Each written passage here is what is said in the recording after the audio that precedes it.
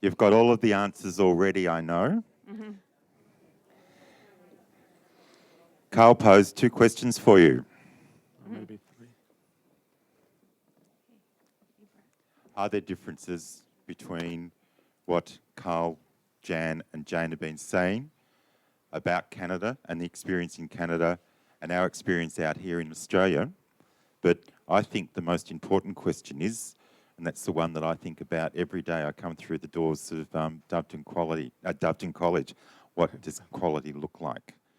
Who wants to share with us and share with our guests a response to those 2 challenges? I might ask Sarah up here. Sarah is the Director of Springvale Services for Children, one of the first integrated service centres in Victoria, and I had the privilege to chair the Broad out at Springvale for some time. So Sarah, I'm going to hand over to you, and very sorry to pick on you. Sure. We were just having a whole range of conversations up here, having just gone through the National Quality Framework and through our assessment process, and discussing whether that, I guess, clearly shows you where quality is, and about the relationships, because for us, so much of it was about the relationships between our educators and the children. And then we sort of started to talk then a bit more about the difference perhaps between Canada and you talking about the outdoors, whereas here that is so much more of an integral part of our day. We don't always see it as much as we'd like to, but the natural flow of our day from inside and outside. And I guess we were wondering, does that totally go on hold over there in Canada because it's cold, so that the children, perhaps sometimes the transitions aren't as big if the children are indoor, outdoor all day? I've rambled. There are parts of Canada where it does not go on hold, and the adults buy appropriate clothing, and everybody goes outside. I mean, I've been in Toronto, we're wimps, and I know there's a marked difference between Montreal and Ottawa, which are large cities and are much colder and get a lot more ice and snow, and Toronto. And you'll see far more outdoor activity in those places. They've been, in a whole lot of ways, and probably that goes across family life, community life, etc. So it's not an even kind of thing around that. But I think in the whole Toronto area, it's cold out, we don't go out, and so I think there's in the winter difference. time. In the winter, in the spring, and it's okay. Yeah. And we have a less winter, so you can kind of stick it out inside. So I think there are some differences. There are places now in Finland. We've had lots of visitors from Finland, and they only say one thing: there's no such thing as bad weather, only bad clothing, and just can't understand why we don't dress up better. And I think as we are moving more toward a full integrated day for children, there will be more effort to take the kids outside. But it does take half an hour to get, 44-year-olds ready to go outside. I guess I can add to that even where we work in Springvale, where probably 95% of our families are from Vietnam or Asian countries, we battle that on a daily basis because you don't take your children outside.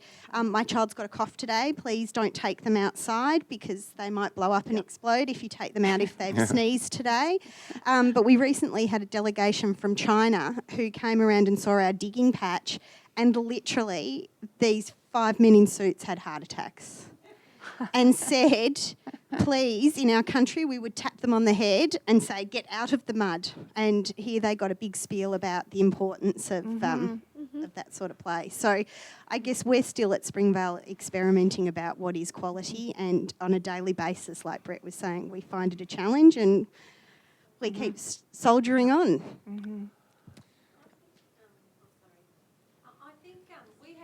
We have the variety as well in the opposite, because I know I have family in Darwin, which is northern Australia, and they don't go outside because of the heat, and they said you'll never see a Darwinite with a suntan.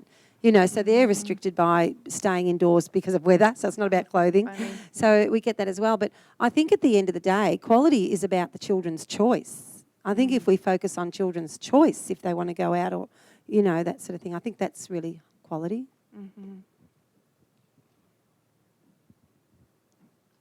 Thank you. Anyone else? Can I just maybe throw back some provocations or challenges? I think choice, could we turn that into the basis for being engaged, which was part of the pair of really critical factors that engagement and challenge is really what we want to do. But, suppose a child always chooses to go to one activity where, in your assessment, the child isn't really doing things new. Would you then sort of modify, what you're saying about choice? And then, back to relationships. Everybody, and I say it, it's all about relationships when we're trying to make something work. And I believe that. But what is it about relationships? Is it, the security and affection and love we provide kids? Or does that relationship include setting some standards and, maybe I like you, but, what are you doing there? Or, hey, isn't this interesting, So what do we mean by relationships? What do we mean by choice? So if John always challenge goes to and the provoke. sandpit, day in, day out, is that quality? Then you would look at your educators' skills in scaffolding and extending and, introducing differences to those sandpits. So, that's the intentional learning then that you focus on. Provoking some exploring and challenge. Yeah, nothing wrong Great. with him doing what he loves to do. Beautiful. Just extend. And what about that relationship question? Are you talking being nice to the kids? Is it more than that? I know you're nice to the kids. Yeah, it is much more than that. It's the relationship perhaps in understanding developmental norms, because understanding that child well enough to know where they're sitting and what their needs are. And again, coming from an area where it's so multicultural. In my first 2 years, it took me about 2 years to get used to the fact that the Vietnamese staff shout at the children a lot. And I used to think, this is horrendous, this is awful, until I was so immersed in the culture, I'm out there shouting now as well, because that's sort of how it happens. But for me, my first response was, how are these babies being nurtured in an environment where there's all this yelling going on? But that's what happens in their home. It's just their way of communication. So, there is so much more to the relationship than the bond. It's about the scaffolding and using the relationship to help the child learn something new. That's great. This reminds me of Baumrine's parenting styles. There's the authoritarian parent who has low nurturance and high expectations. And then there's the permissive parent who has low expectations and high nurturance. And then the authoritative parent who has high nurturance and high expectations. And I just wonder if we can apply, there's the other one too, is it neglectful? Neglectful, chaotic. Yeah, who has low expectations and low nurturance, right? So I'm just wondering if we could apply a model like that to a quality environment for children. Does it even work? Because of what you just said. So maybe an authoritarian, high demand, low nurturance works for some communities. That's what they expect, and they thrive in that.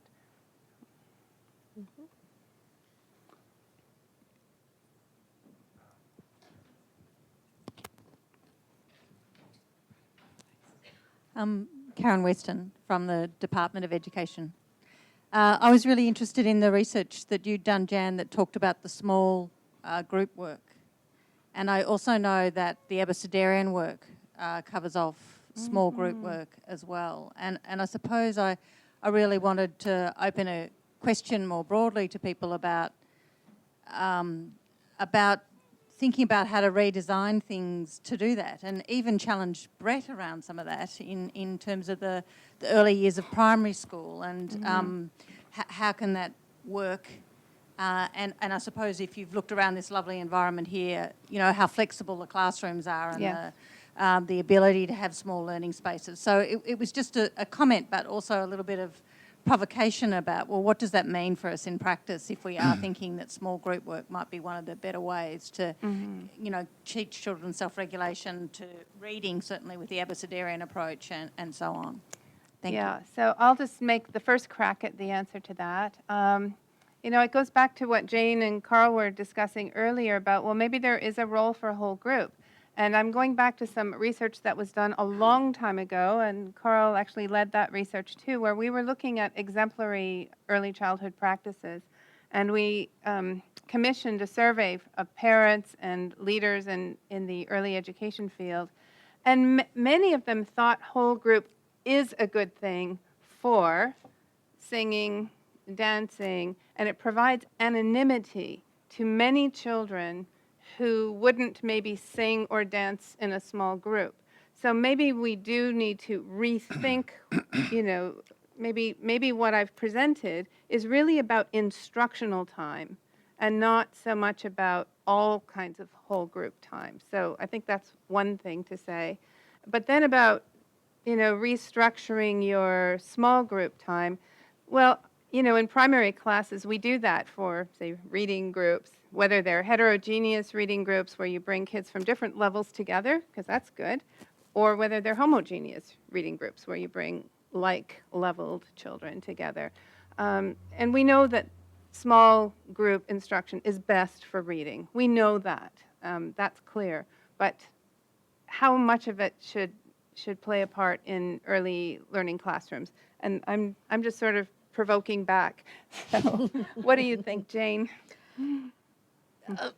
Yeah, no, I agree with that. And I think the idea of whole group where you have kids take turns doing things, like how many of us would like it if we went around the room and everybody stood up, I don't know, and said a sentence about who we were and why we're here at Friday afternoon at this hour, right? Don't you think some of you would be on your Blackberries or leaving or so forth or so on? Well, it's not that different. So when we have whole group time where we have kids individually doing things or everybody gets a turn to whatever, I think that's where it falls apart. When it's whole group time where we're all coming together and doing something together, singing, dancing, movement, and it's a group, it's a social thing, and it's about being, it won't work for all kids, but there's a better chance of getting most of them engaged than there is when we have them do things, either, you know, the direct instruction stuff, or where they have to stand up and take turns or wait till, you know, that usually doesn't work so well. So I think thinking about those things. Also using whole group time as a holding operation. You know, you're getting ready to move somewhere, but it's not quite ready yet, so you pull out a book and read it until it's time to go, and then you slam the book shut. You know what I mean? And don't finish the story.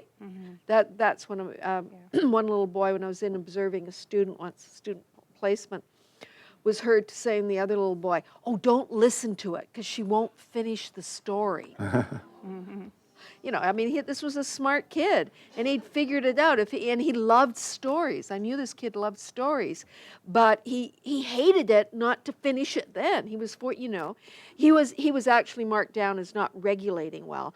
Well, you know, I mean, it was a bit silly. Anyway, so I think that's one part of the whole group thing, is there may be a role for it, but it should be done well, and there needs to be the educator needs to lead it with passion and get everybody engaged. I mean, I've seen, you know, a good whole group done where people lead it with passion and engage everybody, and it's a skill set. It doesn't mean you want to do a lot of it, but I think we don't necessarily need to negate it all. And yeah, there's parts of the world where it has to be done a lot, because when you have one educator with 30 to 40 3- and 4-year-olds, you got to do something. And it actually, I wouldn't have believed it, but I've seen it actually work rather well. And it's that or nothing for those kids. I wanted to say something too, and Jane would be aware of this. So in Ontario, where we've moved to this full-day program, and early childhood educators and teachers are getting professional development together. What did you think about the workshops? So they're telling everybody no circle time. Yeah. No circle time. So what do you think about that? Do you think circle time is a waste of time? Probably not, because one of your children, the really important thing for them was they liked message time. They were quoted as saying it, they liked it. Uh-huh, yeah. It might, for some, it's okay. Sorry.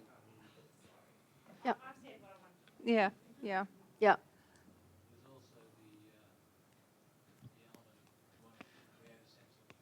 Yep. Everybody's part of it. Yep. Sorry. No, Yeah. that's Yeah. a really important point, is that bringing everybody together and the sense of community. You don't do it for a long time necessarily, but that's, we all sing there is some security for some kids in everybody singing "Here We Are Together" or whatever. I won't do it for you because that would be. Yeah. Not So good. there's quite a backlash from a lot of educators about this mandate to get rid of circle time. Yeah. Yeah. And getting rid of themes, too. No themes. So we don't do apples in the fall like everybody does, or pumpkins at Halloween. We don't do that anymore. Where did you say that's happening, Jan? It's in Ontario. This is all part of the new full-day program for children. I mean, I don't think it's quite that cut and dry. I think it's about trying to move, I think it's being interpreted by many that way. That's what the PD is, yeah. And I think people are taking that away, but I don't think that's the intention from the designers of the workshops. But it's hard to do. It's hard to move people along, to shift some what have been some fairly rigid ways of doing things. And often we throw too much out and need to bring some things back and rethink some things. So I'm just provoking. Yeah. Okay, before I hand over to Dawson, I think you've got a comment to make. Karen, I'll just respond to you on behalf of what we're doing here at Doveton College. Yeah, circle time, whole group time is really important for us. The stage we're at the moment is, how do you define circle time at the prep year, and how do you define circle time at year 9? That's a big question for us. The other thing, yes, we're very lucky with our learning environment and flexibility, but we've found that for the learning needs, if we're going to meet them of our children and our young men and women in the secondary section, it has to be small group and it has to be individual. And even though we have flexibility across the learning spaces, it's tabletop groupings within a defined space, because that's where the kids are at and that's where the teachers are at the moment. So even though the facilities we go absolutely wow, I believe our approach in the context of our community, that can perhaps happen anywhere.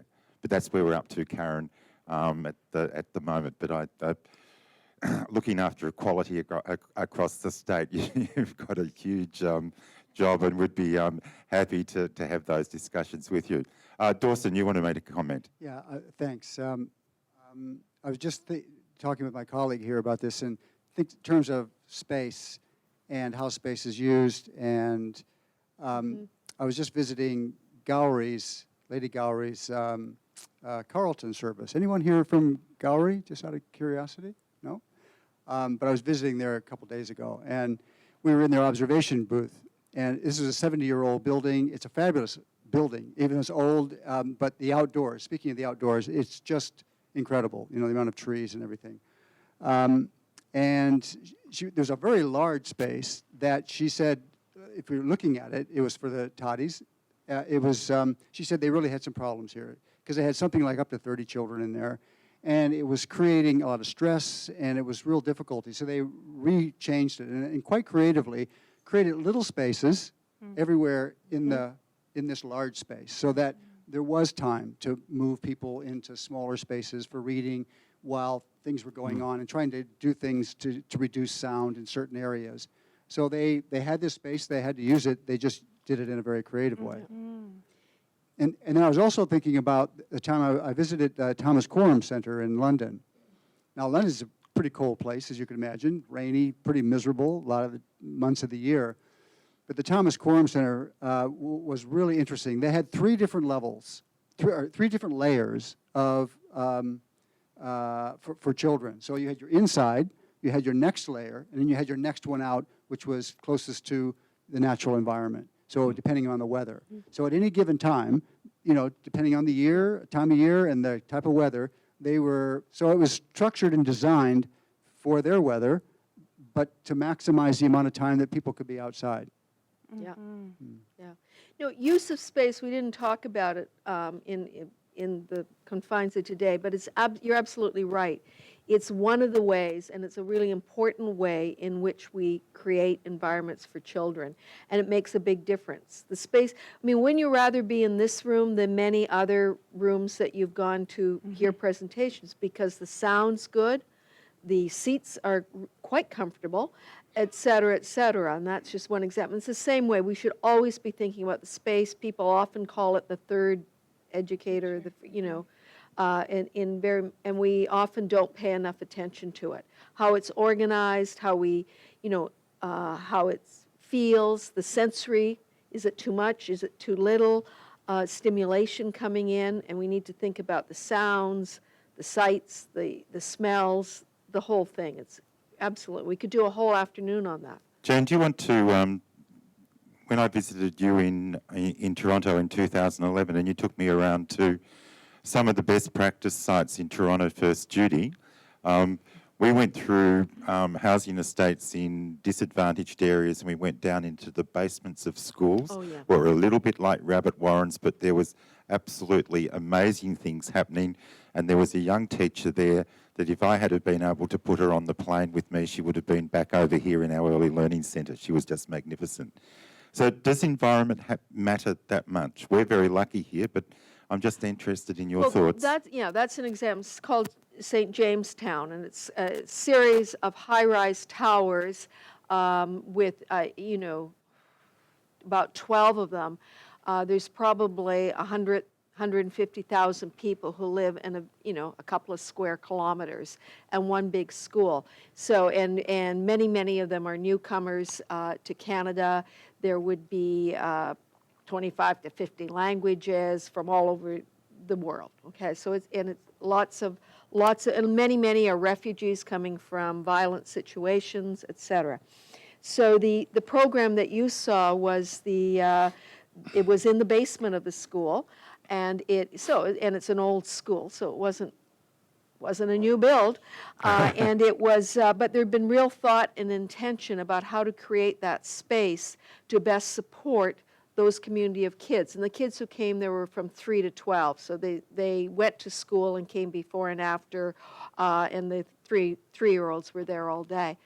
And they'd really gone to great efforts on how to set up that space to be comfortable space, to reflect the children's environment, to welcome the parents, to have lots of pictorial stuff up so the parents could understand what to do and what was going on in the program, and an enormous amount of respect for the backgrounds and the rich contributions that community had to make.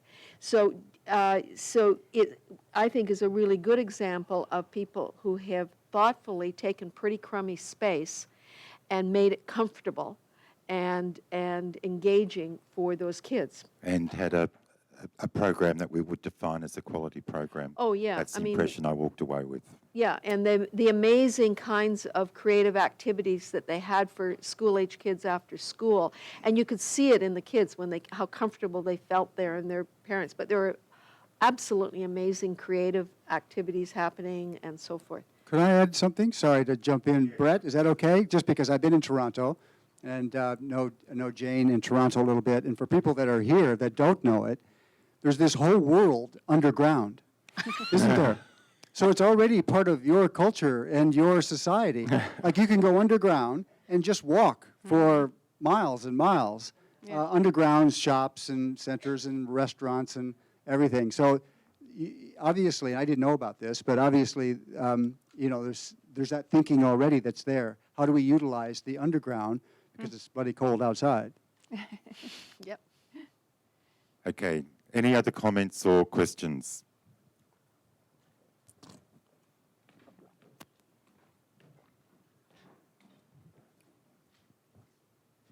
I'd just like to say I don't think that it really matters the question about whether it's small groups or large groups. I think it is about the quality for the child, the choice, because sometimes you'll start a small group and all of a sudden the whole group comes. So by empowering that Yes, child yes. to have the opportunity to make that decision, and I think the educator needs to look at what quality is learning and is learning that matters occurring, and if not, then it's the educator's job to then look at those opportunities to expand the child. But there's opportunities that children will naturally make choices about, no matter what we create the situation. But it's about the quality of the program.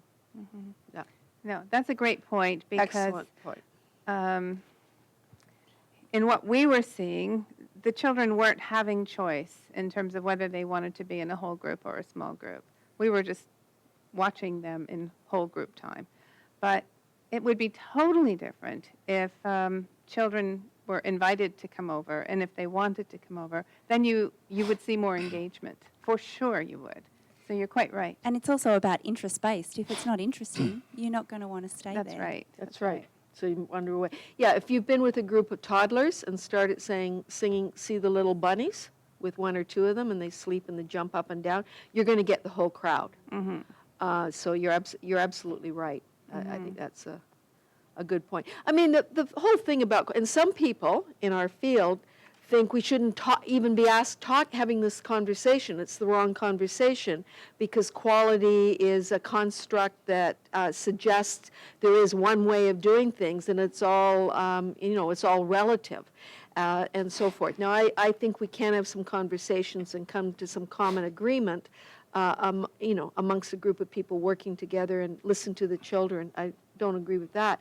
But I do think quality is a bit in the eye of the beholder, and it varies according to the context, to the families, to the, and so forth. So, you do have to pay attention to all of that. Joan, just following on from that, do you think that perceptions of, what quality is, does it come down to standards and the numbers to measure it?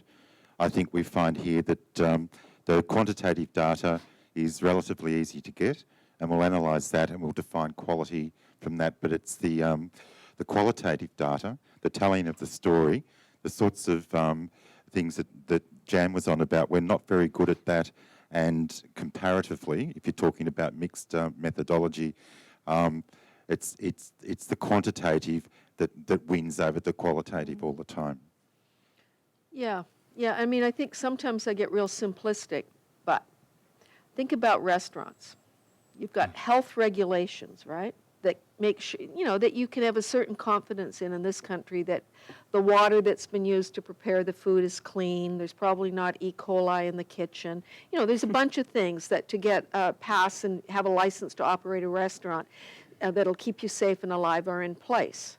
But when you go in to have a meal, you don't think about those things in relation to the quality of the meal and your enjoyment of the meal, right? And but you do expect that to be in place. You don't expect that you have to worry about any of those kind of baseline things. But quality is about what comes on top of that. And so I think we do want some things in place, and to be assured of them. But then we have to think about quality in a much broader way than what it comes down to by a number.